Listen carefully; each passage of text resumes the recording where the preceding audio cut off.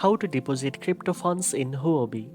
First of all, open the app on your device and log into your account. From the home screen, tap on the Assets tab located at the right bottom of the screen.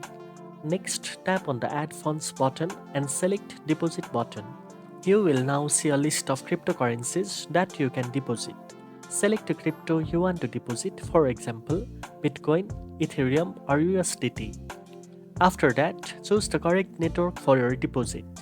Make sure the network you select matches the one from the wallet or exchange you are sending crypto from. Selecting the wrong network may cause a loss of fund. Once you have selected the network, you will see your deposit address and the QR code.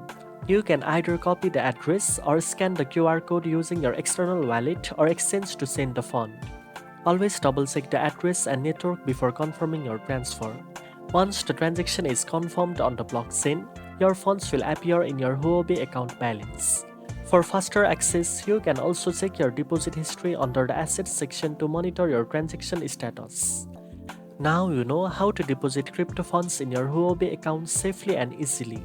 If you found this video helpful, don't forget to like, share and subscribe for more crypto tips. Thanks for watching and I'll see you in the next one.